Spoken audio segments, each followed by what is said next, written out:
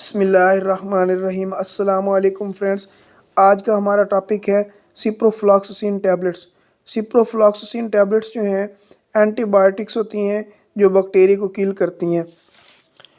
इसका अगर हम बात करें मैकेनिज़्म ऑफ एक्शन की, तो ये सेकंड जनरेशन फ्लोरोक्विनोलोन एंटीबायोटिक्स हैं जो एक्टिव होती हैं अगेंस्ट ग्राम पॉजिटिव और ग्राम नेगेटिव बैक्टीरिया के। ये डीएनए सिंथेसिस को इनहिबिट कर देती हैं।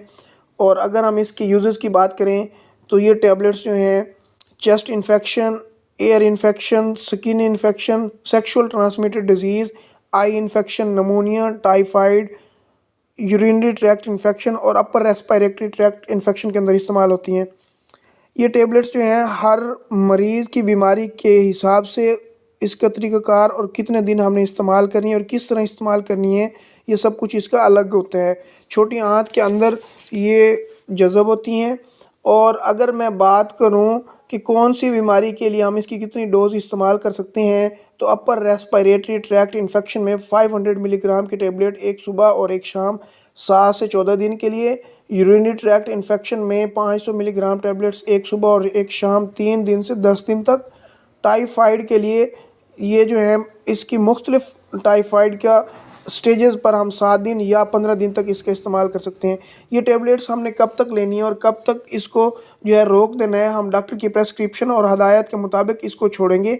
अगर हम इसको अपनी मर्ज़ी से तर्क कर देंगे तो फिर हमें हमारी बॉडी के अंदर इसके अगेंस्ट रेजिस्टेंस डेवलप हो जाएगी। और इसके अलावा जो है हमें इन से जो है रेजिस्टेंस डेवलप होने पर दोबारा जो है हमारी बॉडी के अंदर ये एंटीबायोटिक्स काम नहीं करेंगे।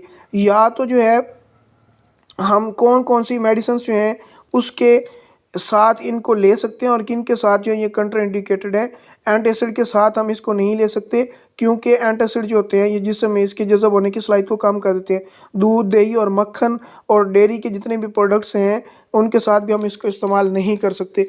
इसके अलावा जो है मूवैक्स टेबलेट्स जो नींद के लिए हम इस्तेमाल करते हैं उसके साथ भी हम इसको इस्तेमाल नहीं कर सकते क्योंकि ये नींद आने की सलाहियत को बढ़ा देती है।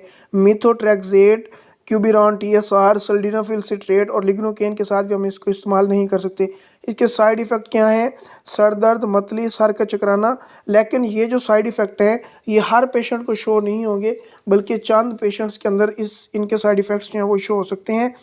फ्रेंड्स, सबसे रिक्वेस्ट है कि मेरे चैनल को आप सब्सक्राइब करें ताकि आपको ज़्यादा से ज़्यादा इन्फॉर्मेटिव वीडियोज़ जो हैं वो फराहम की जा सकें। शुक्रिया।